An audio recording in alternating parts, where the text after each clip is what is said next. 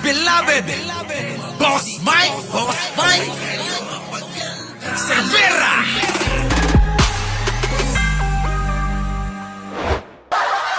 Grabe si Laila Dilema, oh. Yung video na yan na naghahabulan at muntik pa nga siyang madapak. Natawa ako noon. And honestly, I view the scenery or the scenario, the scene, as pathetic.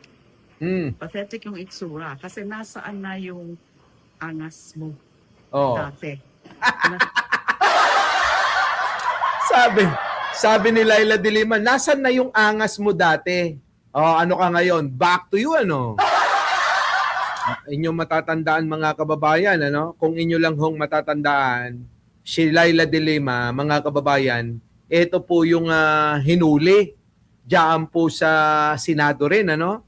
Oo. At hindi ho pong malagyan, kusangan sumuko eh. Oh. Ngayon, ibinabalik kay Bato, nire-res bakan si Bato. Di ba? Nire-res bakan si Bato ngayon, mga kababayan. Eh, bakit?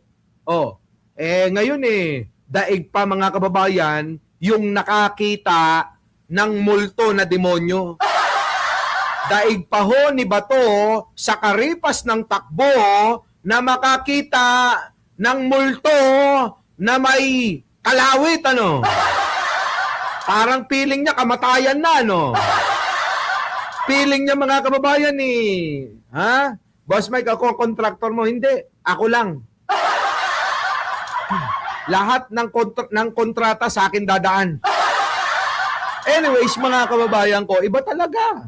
'Di ba? Kaya eto, pinagtatawanan ho ngayon ng marami. Maraming mga kabataan, maraming mga Pilipino, maraming netizen ang ginagawan ng memes. Ito hong si Bato de la Rosa. Sa totoo lang po, nakakahiya. Bilang mga bumoto, halimbawa ako'y bumoto kay Bato de la Rosa, kung ako po ay katulad ng mga DDS, ano, na ibinoto ko si Bato de la Rosa, malamang ho, mga kababayan, hindi ako magiging proud sa kanya. Di ba? Pero dito kay Laila Dilima, pinagtatawanan ho siya. Kulang na lang yung burat mo, Bato, nasa batok mo na. Tuloy. Angas mo dati. Na-challenge mo pa nga si former Senator Trillanes sa mga Make My Day. And then kung gusto mo, ikaw ang mapumosas sa akin. And that's exactly what Senator Trillanes did. Nagpakita siya dyan to fulfill the wishes of Senator Bato. So nakakatawa and at the same time nakakaawa din. Kasi dapat alam niya yan. And he took the risk of going there. Hindi ba umugong naman talaga na meron ng warrant of arrest? Correct. Although the news reports were conflicting. Pero sana, at alam niya yan na meron ng warrant of arrest, kaya nga siya nagtago for warrant. Oo, alam niya na yan, madam. Oo, Madam Laila Dilima. Alam niya na yan, sigurado niyang alam niya yan. Kasi kung hindi niya alam at hindi naman na kumpirmado niya na wala talagang warrant of arrest, ang mangyayari po, mga kababayan, alam nyo, hindi babaliwalain niya yan. Hindi magtatago ng 6 na buwan. Opo, pagkakatandaan natin, si Bato de la Rosa ay kahit papano may mga nagpipid sa kanya. Marami pa rin sila na mga kasamahan na mga taksil, ano. Halimbawa ho, diyan po sa mga ahensya ng gobyerno na may kinalaman po sa pagpapatupad ng warrant of arrest ni Bato de la Rosa, ay may mga ilan na siguro sa pagbibigay nila ng impormasyon ay nakakatanggap sila ng suhol mula rito sa kampo ni Duterte. 4 months or more than 4 months. Hindi siya nagpakita sa Senado, hindi para magtrabaho. Pero this time around, because of that, that plan against the Senate leadership. Yon. So nagpakita siya for that purpose. That's political actually in nature, hindi para magtrabaho. Hindi para magtrabaho. Lumitaw lang ho talaga si Bato para lang ho ikudita nila yung Senado. Para humaharang mga kababayan, ito hong gagawing impeachment trial ni Sara Duterte. Ngayon ho ay sinasabi ho ng mga kampo ni Duterte na hindi namin sasaklawan yung impeachment trial. Hindi namin binalak yan. Kayo ba'y naniniwala ron mga kababayan? Nataon na nataon. Nataon na nataon ho, mga kababayan ngayon, nagwawala ho ang mga Pilipino. Nagwawala ang maraming tao, mga kababayan ko. Dahil nga ho rito sa nangyari na kudita diyan po sa Senado at tangka na iligtas at i-absuelto si Sara Duterte na ngayon po ay nandoon sa ibang bansa. Kita nyo mga kababayan, yung Vice Presidente walang ginagawa. Gaano man lang sana kahit ganyan na mayroong mga ganyang mga problema sa kanyang pagiging Vice Presidente, dapat ho sana tumutulong. Ano po? Dapat isinasantabihan. Dapat ginagampanan pa rin kung ano yung obligasyon sa mamamayan. Ang problema ho mga kababayan, hindi ho ginagawa na, never na ginawa. Yung pong obligasyon sa mamamayan, tinataguan niya pa yung obligasyon niya sa mamamayan. At ito pong kanyang pananagutan ay kanya talagang pinipilit na gawan ng paraan para kanyang malusutan. Ganun mga kababayan ang style ngayon ni Sara Duterte. Kaya mga kababayan ko, kayo, ano bang masasabi nyo dyan? I-comment ninyo para mabasa natin at para hindi ko man mabasa at may upload dito, mababalikan ko. Eto ba? Hindi po ako nagkukup sa Senado. Yan. Ako po ay nag-surrender. Yan. Tapos, sinerve sa akin officially yung warrant of arrest. Ang nangyari noong February 13, 2017, nung narinig ko na sa news, meron nang linabas na warrant of arrest against me. For those alleged illegal drugs cases. Kita nyo? Alam nyo, ang inano rito, puro illegal drugs Sinangkot si Laila de Lima sa illegal na droga. Tapos ang mahirap nito, ang mga Duterte pala ang totoo na sangkot.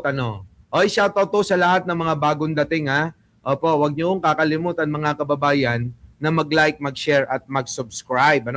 Maraming salamat po. Ngayon po mga kababayan, eto po, hindi naman lingid sa ating mga kaalaman at hindi naman ho tayo mga bagito, Tayo ay mga senior na at naabutan natin itong mga kwento ng panahon na si Laila de Lima ay naikulong sa pamamagitan ng pagsasampa ng kaso at gawa-gawang kaso para ho makulong si Laila de Lima at hindi makakontra diyan po sa Senado para tuloy-tuloy yung pong gawaing planong gawin ni Digonyo na mga kababayan, na kumamal ng pera sa pamamagitan ng kita sa droga. Dahil alam naman natin mga kababayan na marami na hong mga nagsalitang mga kasama o mga nakasama ni Duterte sa kanyang gawain na yan. Diba? Tama? Boss Mike, nanonood ang 88 years old na tatay ko. Oo. Naimbag nga bigat kada kayo amin, apong, ngapadpadaming Ilocano, apong! Sa tatay namin ni Ate Evangeline, naimbag nga bigat kada kayo amin, apong. Oo, thank you naman kay Pelmido, thank you po. Di ba? Yun po yan mga kababayan, pero dahil nga ho si Laila de Lima ay alam niya ho sa sarili niya na wala siyang kasalanan, kaya ho kanyang nilabanan. Hindi niya tinakbuhan, hindi siya lumipad ng ibang bansa, hindi ho ang ginawa katulad ho kay Harry Roqueng Bakla na kumaripas ng takbo papuntang ibang bansa. Mga kababayan ko, ito ho yung aking kinabibiliban. At sa aking prinsipyo ay parehas na parehas kay Laila de Lima na kung wala kang kasalanan, kung alam mong wala kang ginawang masama, kung alam mong hindi ka lumabag sa batas, ano ang dapat na iyong katakutan? Ganun ho yun eh. Kailangan harapin mo kasi believe ka, alam mo sa sarili mo na wala kang ginawang kasalanan, kaya walang dahilan para ikaw ay tumakbo, ikaw ay tumakas. Kung hindi, humarap ka, linisin mo yung pangalan mo. At ito nga ho ang nangyari. Nalinis ho ang pangalan ni Laila de Lima at nanalo pa bilang representante ng party list na ML. Ng ML party list.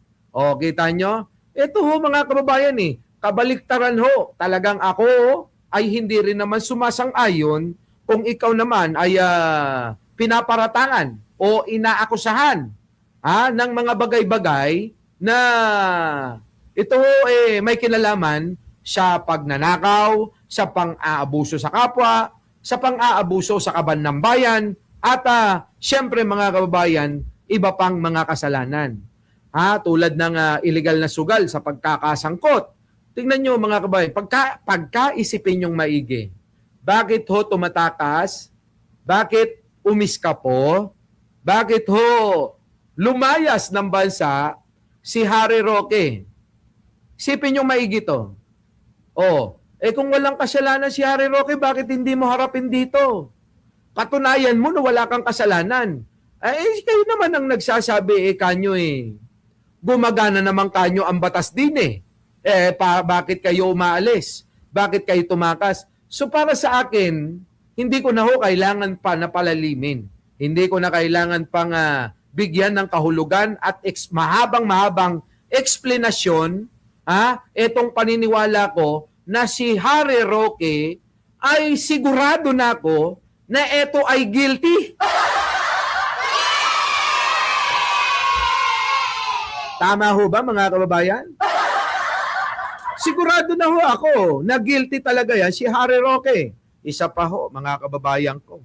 Etong si Atong Ang na pinaparatangan ng ito daw ho ang mastermind sa pagkawala at pagkapatay ng maraming mga sabungero. Kung walang kasalanan, bakit tumatakbo? Bakit nagtatago? Bakit hindi harapin? Lahat ng mga inaakusa, simple lang ho yan. Kung wala kang kasalanan, harapin mo at iyong patunayan. Kung ikaw ay may kasalanan, sigurado matatakot ka. Kasi alam mo sa sarili mo na may kasalanan ka talaga. Di po ba mga kababayan? Ganun lang ho kasimple. Ito, mga kababayan, pasok! Legal drug trafficking charges. Ay umuwi muna po ako noon sa aking bahay para ho magpaalam sa aking pamilya at kunin ang aking mga gamit. Kita nyo mga kababayan, napaka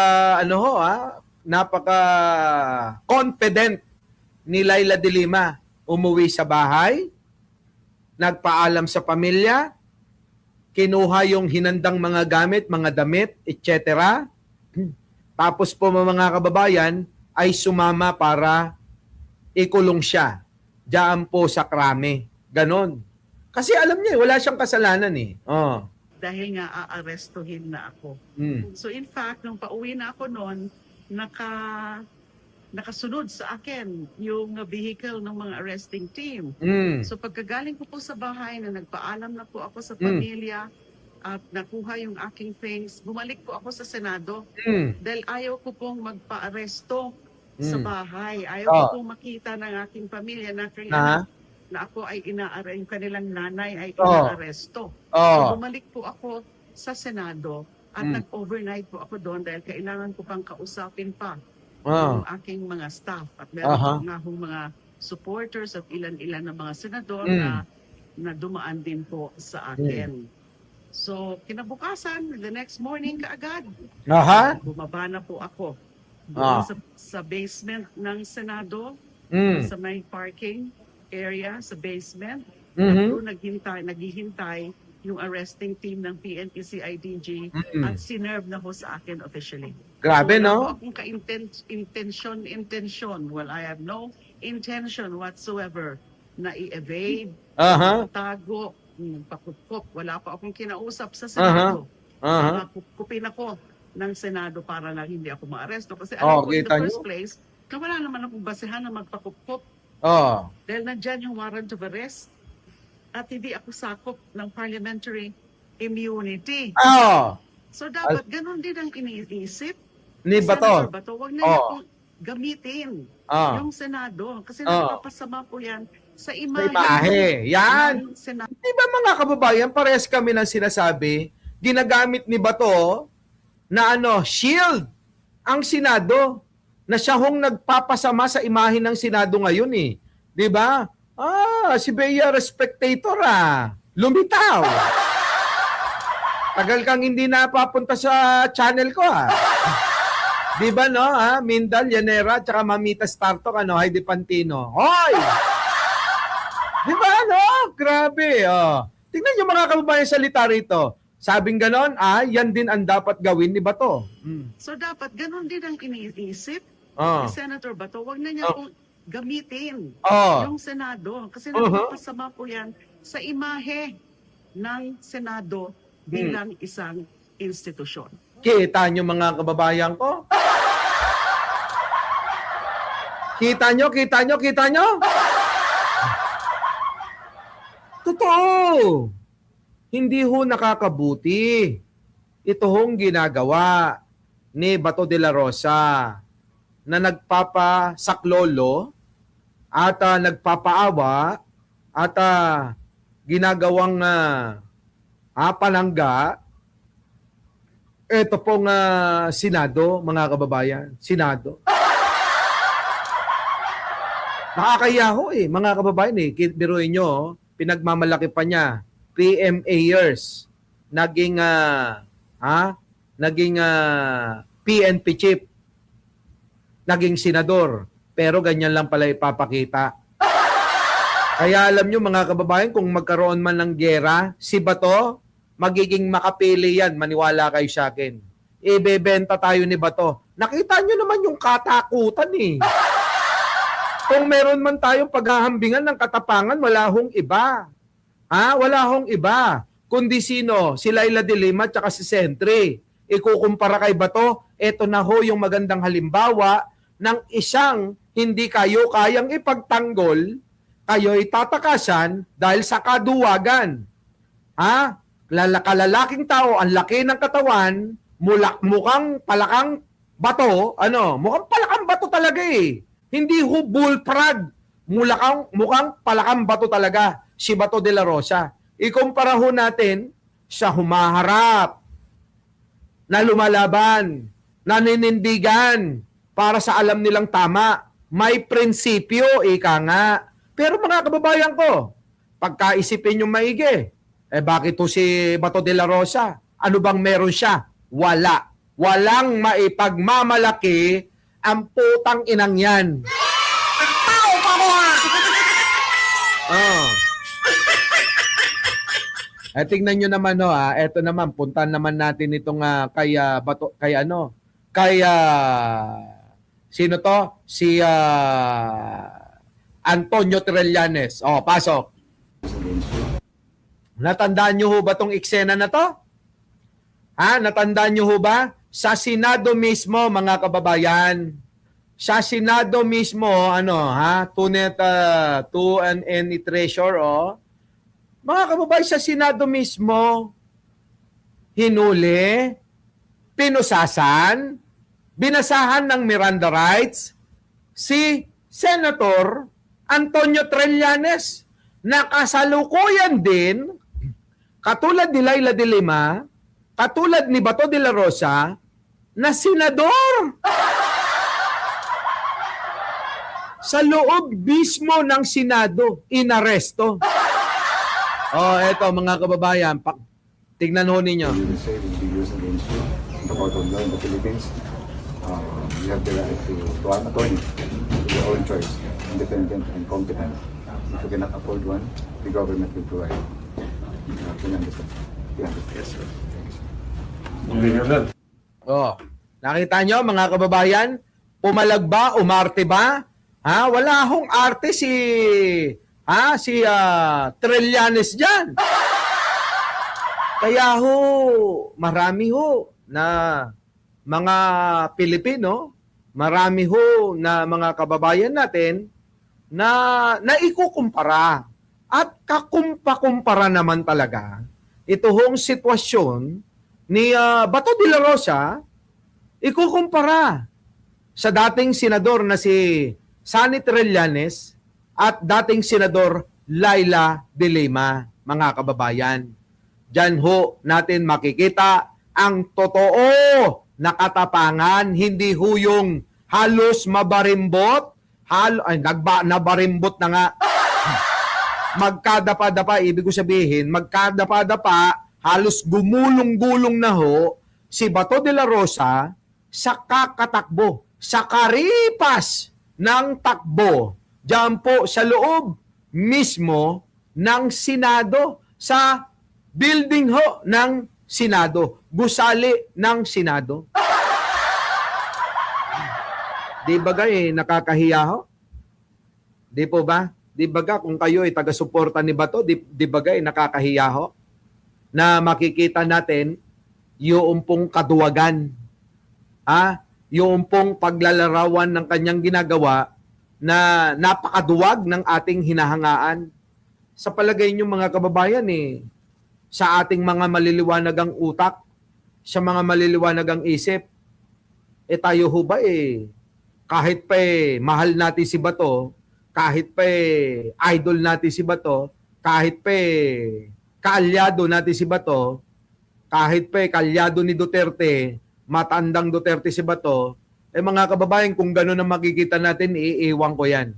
Iiwan ko. Diba? Iiwan ko talaga. Oo. Walang kwenta, nakakahiya ho Aidolin mo, takbuhin, parang tsope sa sabungan.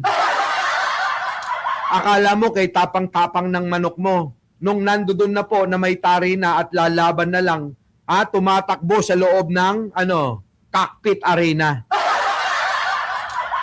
Di ba? Nakakahiya ka ba to? Ngayon nga mga kababayan, maraming memes ho dyan. Maraming memes. Eto. Dami nangyari. Pakinggan nyo ho itong bata na ito mga kababayan. Isample lang ho ito ng libo-libo na mga memes na makikita ninyo sa social media ngayon at sa ibang mga platform ng social media o sa ibang platform ng social media ay marami ho tayong makikitang tulad nito. Pakinggan natin si Utoy. Utoy, pasok. Kahapon, ang dami nangyari. May makikita kang panran sa hagdan. Ewan ko kung panran yun o hide and seek. Tapos merong dramang mga question. Bakit siya presence after 6 months with pay? Nung wala ako dito, hinahanap nyo ako. Ngayon nandito ako. Tinatanong nyo, ba't nandito ako? Stupid. But here's the real catch. Hindi tayo katulad ni Senator Bato na kahit absent ng almost 6 months, kahit awul siya ng 6 months, puta ni Dana, siguro ikaw mag-awul ka, pero sesweldo ka. Sweldo mo, sesweldo pa rin siya. Ikaw, subukan mo mag-awul ng 6 months. Tingnan natin kung meron ka pagkain iapag sa pamilya mo. Tuloy pa rin ang buhay.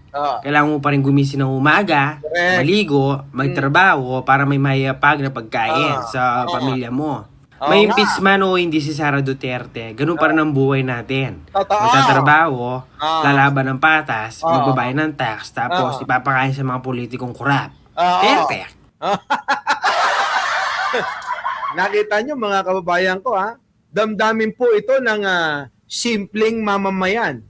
Damdamin po ng hindi ho na pagtutuunan ng pansin ng lipunan. Pero mga kababayan, yung boses nila ay ako, gustong-gusto ko po na ilathala o ipakita, ipalabas dito sa channel natin nang magkaroon po ng mapalawig ang kanilang boses. Di ba? Oh, Diyos ko ni. Yan ang sinasabi ko, kapangpangan ni. Oh, tama mga kababayan kita yung balikan ho natin. Bigyan natin ng reaksyon. Bigyan natin ng reaksyon ito. Pasok. Kahapon, ang dami nangyari. May makikita kang panran sa hagdan. Ewan ko kung panran yun o hide and seek. Ang dami daw nangyari mga kababayan nung isang araw. Hindi nga natin alam kung ano yung panran o hide and seek. Ay, Diyos ko. Totoo naman ho. Totoo naman ho, di po ba? May punto naman. Tapos merong dramang mga question. Bakit siya presence after 6 months with pay? Wala ako dito. Hinahanap nyo ako. Ngayon nandito ako. Tinatanong nyo, ba't nandito ako? Stupid. Stupid talaga. Totoo naman mga kababayan na stupid talaga, Jessico. Di ba, Kento? Agaton? Oo, Mar. Oo. Di ba? Celso. Michael Alwag. Totoo naman Napaka-stupido ng mga kababayan. Sabi ko nga mga kababayan, sa aming kumpanya, bilang tayo ay nakaranas na mamasukan at mayroong boss. At ito namang si Bato, ay ang boss ay tayong mga Pilipino. Tama. Na ikaw ba malaya ka na 3 araw ka sa kumpanya natin, 3 araw, 2 araw, 1 araw nga lang na hindi ka pumasok, tumatawag na sa iyo yung HR. Sabi ng HR sa iyo, hello sir. Oo, sir, hello. Sir Mike, hinahanap kayo ni boss. Bakit daw hindi kayo pumasok? 1 araw pa lang yun si Bato 6 na buwan. At ang gusto ni Bato, gusto niya pumasok kung anong gusto niyang araw. Papasok siya pag gusto niya. Tama ho ba yun mga kababayan na kapag ka pumasok siya siga-siga, mas siga pa sa mga boss? Diba? Tama ba? Yan mga kababayan. Sabi na pagka hindi ako pumasok, hinahanap nyo ko, tanga ka pala Talagang hahanapin ka. At ngayon pagka pumasok ako, may masasabi kayo, tanga, hinahanap namin putang ina mo ba to? Yung explanation kung bakit hindi ka pumapasok sa Senado. Tama ho ba mga kababayan? Yun po yun Tinatanong namin, bakit hindi ka pumasok ng ng matagal na panahon. Di ba? Sabi nga deserve namin yung iyong explanation. Di ba? Deserve namin yung explanation mo, Bato. Putang ina mo. Hindi dahil hinahanap ka namin, concern kami sa'yo. Hinahanap ka namin dahil concern kami sa pinapasweldo sa opisina mo. Di ba mga kababayan ko? Yun po yun. Hindi naman tayo concern dyan kay Bato. Alam nyo, concern ng mamamayan, yung pinapasweldo sa kanyang opisina, yung mga allowance na kinukuha niya, na hindi naman na nagtatrabaho, ibigay na lang sana sa mas nangangailangan na iba. Diba? Tama ba? Tama? Tama? Yun na nga yung kailangan talaga siya doon para bumoto. Buti pa ho itong si Utoy marunong. Mayroon hong alam May may sense yung sinasabi. Hindi katulad ni Sara. Si Sara kung ano-ano lang sinasabi ang putang ina. But here's the real catch. Hindi tayo katulad ni Senator Bato na kahit absent ng almost 6 months, kahit awol siya ng 6 months, puta na dana, siguro ikaw mag-awol ka, pero sesweldo ka, sweldo mo Kita niyo mga kababayan, nag-awol ka ng 6 na buwan? Putay dana, mga kababayan, sumisweldo pa rin siya. Mapapasana all ka na lang, di ba? Kaya na. Oo. Mapapasana all ka na lang ka Marian Tomas, ka-vibes, ha? Di ba? Ay, ewan ko, mga kababayan. Talay. Sweldo pa rin siya. Ikaw, subukan mo mag-awalan 6 months. Tignan natin kung meron ka pagkain niyayapag sa pamilya mo. Oo nga. Tuloy pa rin ang buhay. Oo. Kailangan mo pa rin gumising ng umaga, maligo, magtrabaho para may mayapag na pagkain sa pamilya mo. Correct. May impeach man o hindi si Sara Duterte, ganun pa rin ang buhay natin. Correct. Tama naman. Kaya alam nyo mga kababayan, sinasabi ko sa inyo lahat ng mga taga-suporta ni Sara Duterte, maliban sa may pansariling mga interes na mga nandiyan na mga nangunguna na inaabuso po mga kababayan, yung pong kahinaan, kabobohan at katangahan ng mga ng mga sumusuporta kay Sara Duterte at sa grupo ng kulto ni Duterte, mga kababayan, sila lang ho yun. Kaya nandiyan. Pero ho yung mga bobo tanga, inaabuso ho yung mga yan. Dahil alam nila ng mga tanga, bobo, mga mangmang, ang taga-suporta ng mga Duterte, inaabuso ng mga nangunguna dyan, katulad ni Mike Defensor, netong ilang pa dyan ng mga siraulo, tulad nila, nila Topacio, nila Guangson, nila Miao Miao, at saka nung respisyong malaki ang butas ng ilong. Abusong-abuso, mga kababayan. Ganon. Our beloved Boss Mike